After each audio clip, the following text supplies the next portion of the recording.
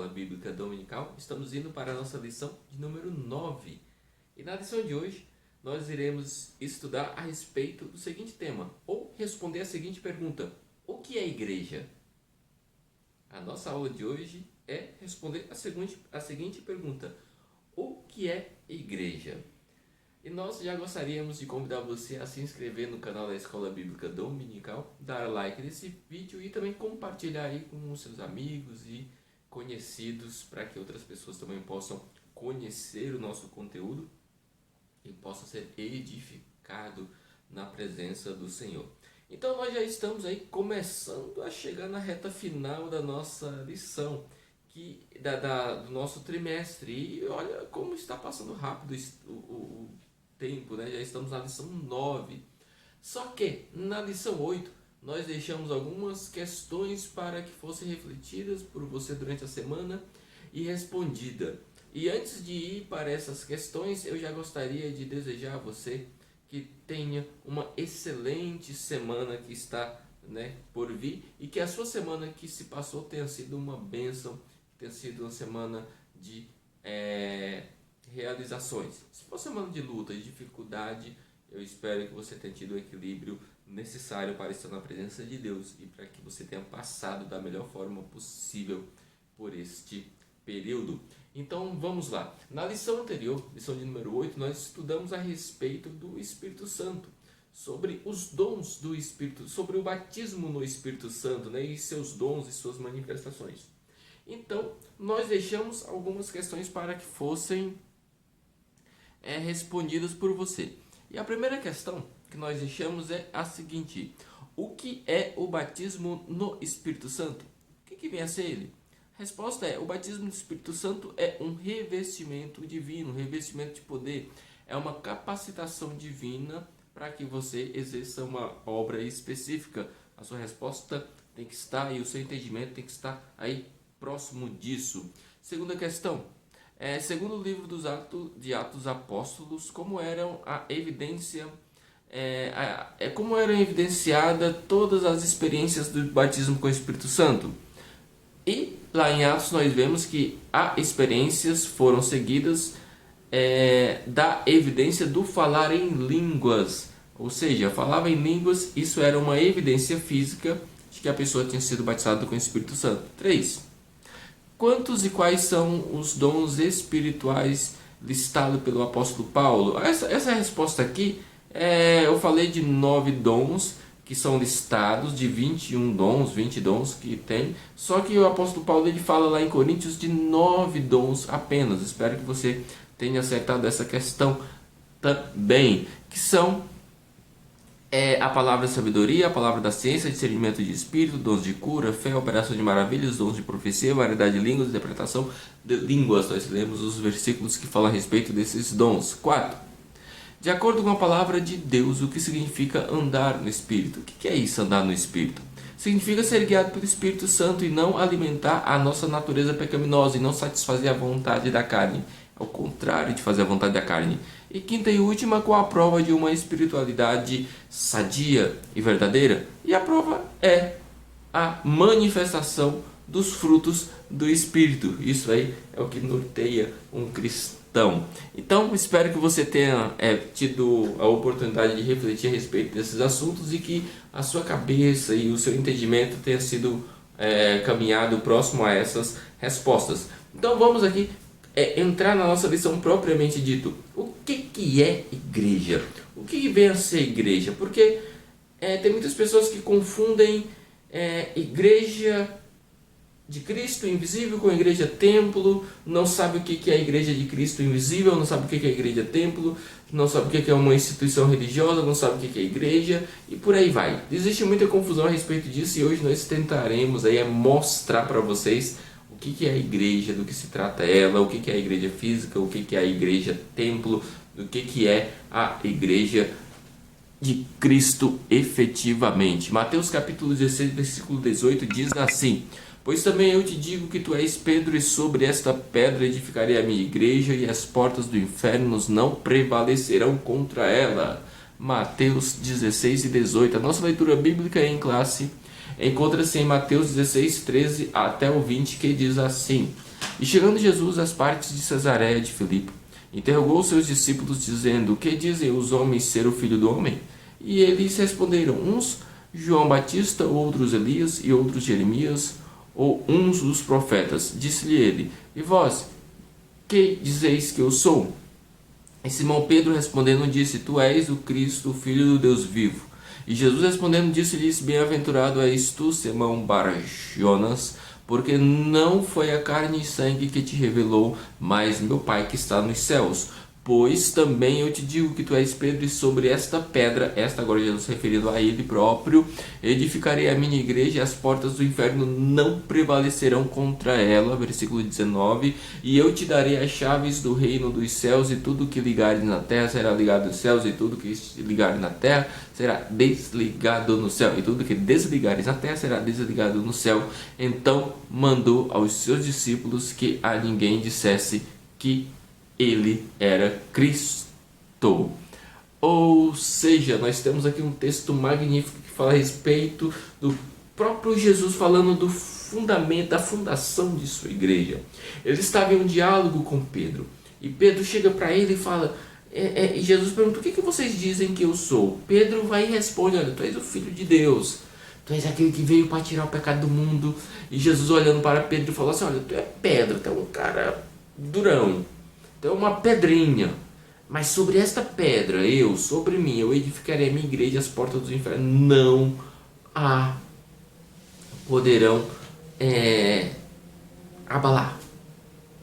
E as portas do inferno, elas não vão prevalecer, porque eu, a igreja de Cristo, eu sou a igreja, e eu sou a edificação da igreja, e eu vou caminhar com a minha igreja. É isso que Jesus estava dizendo. Tem uma religião que ela confunde isso e fala que Pedro foi o seu primeiro grande sacerdote dessa religião por causa disso, e não é. Pedro não tem chaves dos céus. Quem tem a chave do céu é Jesus Cristo. Ele, quando fala tu és Pedro, ele está falando tu és pedra, pedra pequena, e sobre esta pedra aí ele fala de grande pedra, pedra angular, pedra de esquina, se referindo a ele, eu edificarei a minha igreja. Ou seja, Jesus está falando dele próprio e a respeito da fundação da igreja. A igreja, ela é um organismo vivo.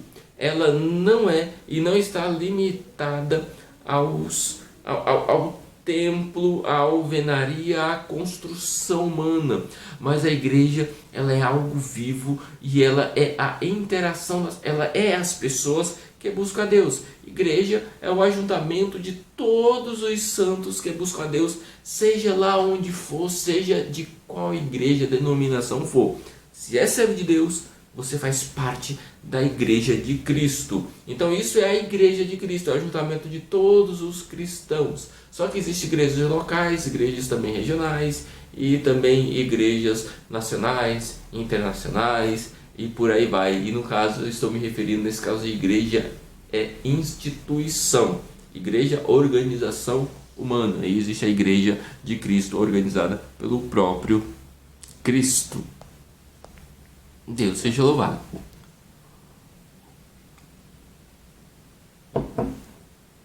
Igreja, como já falei, sou eu, é você, somos nós, todos aqueles que buscam a Deus.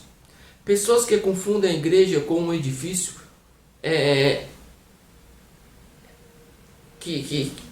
tem gente que confunde a igreja que é o edifício, que é o templo. Esquece que igrejas somos nós. Eu e você somos igreja de Cristo. Somos o local onde Cristo habita e vive, pois o nosso coração é sua morada, e nós somos templo e morada do Espírito Santo. O termo igreja, ele pode ser compreendido de três maneiras. Temos aí três maneiras que é possível compreender o termo igreja. Então, a primeira delas é a igreja universal. Vamos ler aqui o que um texto aqui de 1 Coríntios capítulo 2 fala. A igreja de Deus que está em Corinto, aos santificados em Cristo Jesus e chamados para serem santos, juntamente com todos os que em toda parte invocam o nome do nosso Senhor Jesus Cristo, Senhor deles e nosso. Aqui o apóstolo Paulo está fazendo uma referência a todos aqueles, a toda a igreja, de qualquer pessoa, de qualquer lugar do mundo, que tenha se rendido a Cristo. Ou seja, aqui é uma referência à Igreja Universal. A Igreja Universal é aquela igreja em que ela não tem distinção de denominação, de instituição religiosa, mas ela é a formação de todos os santos de Deus. É a Igreja Universal. Temos também a Igreja Universal é a reunião, né, de todos os santos. E temos também as igrejas locais. Do que se trata as igrejas locais? Filipenses capítulo 1, versículo 1 fala assim: Paulo e Timóteo, servos de Cristo Jesus, e a todos os santos em Cristo Jesus que estão em Filipos, juntamente com os bispos e diáconos. Aqui ele agora está se referindo à igreja de Filipos, ou seja, uma igreja que ela está em um local, digamos, um local menor, regional. A igreja que está em Pindamonhangaba, a igreja que está em Itapipoca, lá no Ceará, que é a minha cidade, né? Não é a minha cidade propriamente dita, que eu nasci em Fortaleza, mas toda a minha vida foi em Itapipoca, então acaba sendo a minha cidade. Então, a igreja local lá de Pinda, a igreja de Pinda, daqui de Pinda, a igreja local lá de Itapipoca, a igreja local lá de São Paulo, a igreja local lá de Guaratinguetá, a igreja local lá de Taubaté e por aí vai. Quando falamos de igreja local, se referimos a um local, a um espaço pequeno, a um espaço geográfico pequeno, está se referindo a um local específico. Então nós temos também uma outra igreja, né? Uma terceira, primeira igreja universal, segundo igreja local e terceiro uma igreja doméstica. Sabe qual é a igreja doméstica? A igreja que é formada dentro da sua casa. Você forma uma igreja junto com os seus, ou você sozinho, se só você é cristão no seu lar. Mas se você tem mais de um, você faz parte de uma igreja. Quando você recebe algum irmão que vai na tua casa, alguém que fala e compartilha do amor de Deus e conversa ali, vocês mantêm uma reunião ali falando a respeito de Deus, vocês estão sendo igreja doméstica. Quando você exerce as suas atribuições, digamos assim, eclesiásticas de igreja dentro de casa, está uma igreja domésticas, que fazem parte, né, pequenos grupos de pessoas salvas que compartilham e conversam a respeito do reino de Deus. Você percebe o quanto que é interessante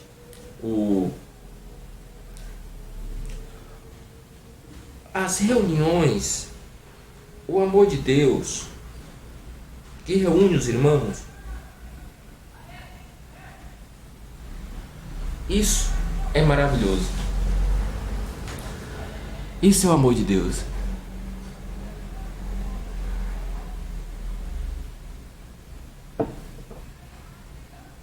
Igreja Universal, irmãos de todas as partes. Igreja local, uma igreja que está em um local geográfico. E temos a igreja doméstica, aquela formada em casa, pelas pessoas em casa. Essa igreja doméstica talvez seja a que mais está precisando ser restaurada hoje em dia. Estamos no período de pandemia. E nesse período de pandemia, está havendo algumas restrições. Precisamos voltar à essência da igreja primitiva, à essência da igreja doméstica.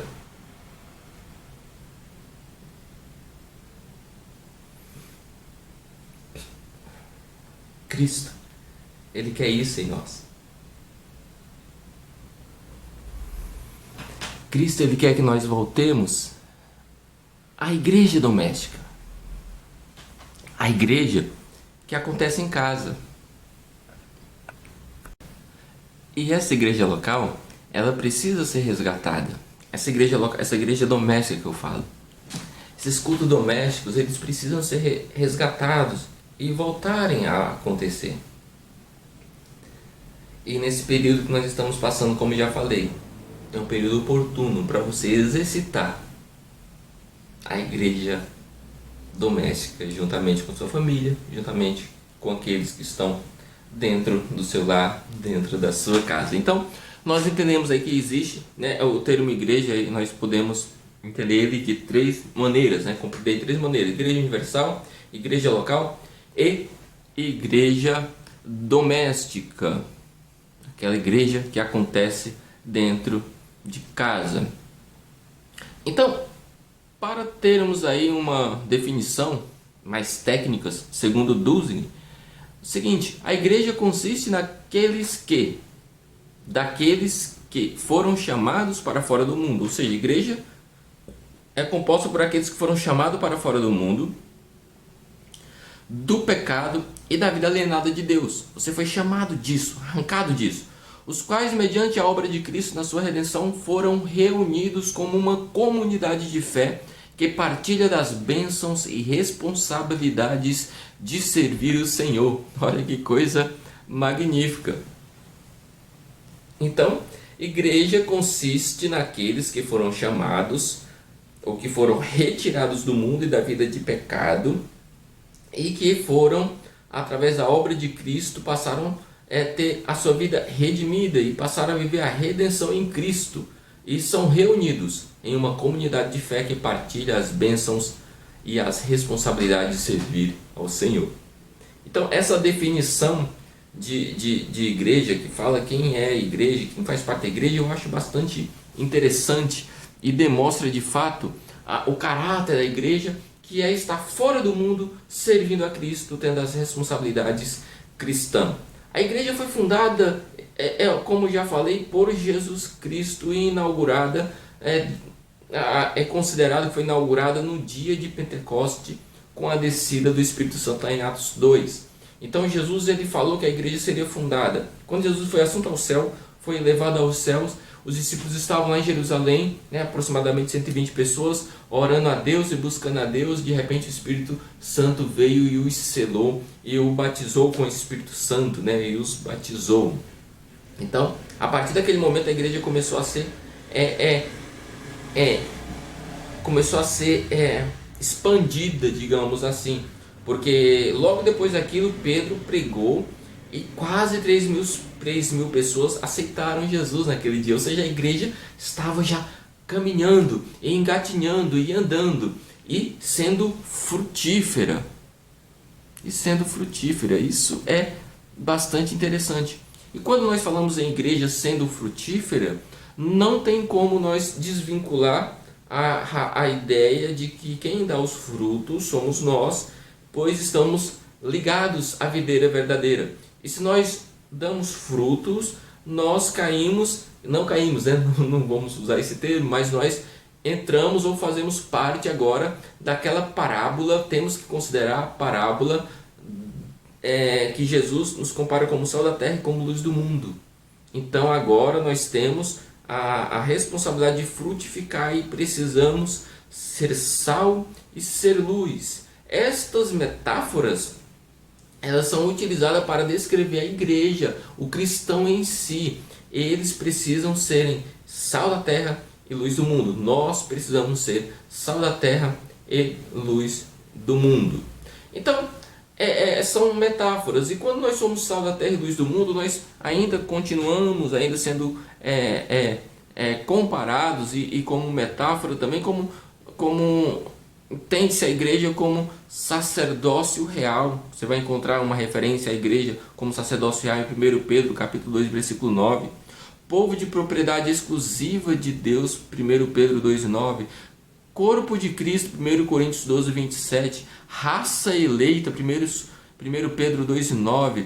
Lavoura de Deus, 1 Coríntios 3,9. E santuário de Deus, 1 Coríntios 3,16. Todas essas metáforas, todas essas alusões, elas remetem à igreja de Deus, que ela deve ser sal e luz. Deve ser sal da terra, deve ser luz do mundo. Você observa que Jesus ele fala: vós sois, lá em Mateus, vós sois o sal da terra. O objetivo do sal nós sabemos que é temperar, preservar o alimento, e principalmente Jesus fez essa comparação naquela época em que não existia refrigeradores. Então o sal ele era muito usado para preservar, para conservar os alimentos. eu posso entender que isso tem a ver com a nossa vida, porque nós, como sal da terra, precisamos conservar esse mundo, mantendo o mundo sem estar apodrecido. O sal impedia que as comidas apodrecessem. Então eu e você temos que trabalhar para que impeça que as pessoas que estão do nosso lado, elas apodreçam no pecado, em seu mundo de pecaminosidade. Também há uma referência para nós como luz do mundo. Vós sois luz do mundo. Ou seja, quando Cristo nos fala que nós somos semelhante à luz, que devemos iluminar, é porque o mundo está em trevas, caminhando para o abismo, não está enxergando nada. Então, nós como luz do mundo temos que trazer iluminação às pessoas, e elas venham conhecer e enxergar a verdade, enxergar que só Cristo salva, que só Cristo é o nosso grandiosíssimo Salvador. E o próprio Jesus, ele conscientizou os seus discípulos acerca da responsabilidade deles refletirem a luz do Evangelho através de suas vidas, através de suas obras.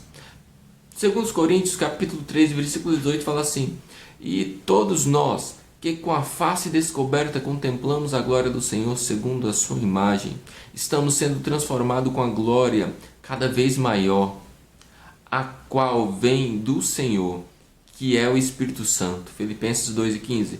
Para que venham a tornar-se puros e irrepreensíveis filhos de Deus, inculpáveis no meio de uma geração corrompida e desaprovada e depravada, na qual vocês brilham como estrelas no universo. Ou seja, eu e você devemos brilhar no meio dessa escuridão que está esse mundo, e ser luz e guia para as outras pessoas, ser referência para as outras pessoas. Será que você está, eu estou preparado para sermos referência para outras pessoas? Complicado isso, mas precisamos ser. Então, está claro para nós aí o que é a igreja, e quem faz parte da igreja, e os que fazem parte da igreja, o que eles têm que ser: luz, sal da terra e ter frutos. Mas qual é a missão da igreja em si? Qual é a grande missão da igreja? Segundo John Stott, a igreja não foi chamada nem para se excluir, nem para se assemelhar totalmente com o mundo. Não temos liberdade para nos retirarmos do mundo, nem tampouco para os confundirmos com ele. Ou seja, segundo esse grande estudioso que já dorme no Senhor, nós não fomos chamados para sair do mundo, literalmente do mundo, apenas as obras do mundo, né? Mas também não fomos chamados para viver apáticos, separados, no sentido de não ter contato com ninguém, porque precisamos do contato, porque é através do contato que nós vamos evangelizar as pessoas, que nós vamos apresentar Cristo para as pessoas. Então nós não temos a liberdade de nos retirarmos do mundo, de sair desse mundo ruim. Tanto é que na oração que Jesus estava fazendo, a oração sacerdotal, ele fala assim: Pai, eu rogo para que o Senhor não os tire do mundo, mas que o Senhor os preserve neste mundo, os mantenha puros. Jesus falando esta oração a respeito dos seus discípulos, a respeito de mim e de você. Então, a ideia é que nós, mesmo estando no mundo, nós possamos ser luz e ser sal da terra. Esta é a grande ideia. A igreja ela precisa entender que a sua grande missão sempre foi e sempre será pregar o evangelho a todo homem e em todos os lugares. Essa é a grande missão da igreja: pregar o evangelho, demonstrar o reino de Deus. Uma das tarefas da igreja é a evangelização do mundo, que também é a missão dela, né? Evangelizar todo mundo. E também uma das missões da igreja também é glorificar a Deus, ajudando e ajudar os necessitados. Também é missão da igreja, ou seja, a igreja ela tem algumas missões. Mateus capítulo 5, versículo 16 fala assim: assim brilha a luz de vocês diante dos homens, por isso temos que ser luz, para que vejam as suas boas obras e glorifiquem ao Pai de vocês que está nos céus. João 4:23. No entanto, está chegando a hora e de fato já chegou, em que os verdadeiros adoradores adorarão o Pai em espírito e em verdade. São esses os que adoram o Pai, Deus os procura. Ou seja, a missão da igreja é evangelizar, pregar o evangelho, ajudar os necessitados e glorificar e exaltar o nome do Senhor. Que coisa magnífica! Diante de tudo isso que nós lemos, nós temos um convite a você. E nós convidamos você, e eu me convido também, a ter uma vida de mais comprometimento com a responsabilidade que eu sei que tenho de ser igreja de Cristo. Eu sou igreja de Cristo e você também. Precisamos nos comprometer cada vez mais e fazer o que de fato é a vontade de Deus em relação à nossa vida, em relação a nós como igreja. Ter uma vida agarradas com Cristo e sendo frutíferos sempre. Isso é algo essencial em nossa vida. Que Deus abençoe a sua vida. Que a sua semana seja uma semana abençoada. Que Deus ele esteja sempre te lembrando que você é igreja, que você tem um testemunho a zelar. Então, vamos finalizar nossa aula e vamos deixar aqui as 5 questões para a sua reflexão durante essa semana. Primeiro, quem fundou a igreja? Quem fundou a igreja e quando ela foi inaugurada ou quando ela foi de fato começou a se expandir? Segundo, quem compõe a igreja? Terceiro, quando o sal perde o seu sabor, para que ele serve? Quando o sal deixa de ser salgado, para que ele serve? 4, o que é a igreja? E 5, o que você espera de sua igreja, que é uma resposta mais pessoal. Que Deus abençoe a sua vida, que você possa ter refletido e possa refletir a respeito da igreja. O que é a igreja e por que a igreja é como é. Que Deus te abençoe e até a próxima aula, se assim Deus nos permitir. Amém.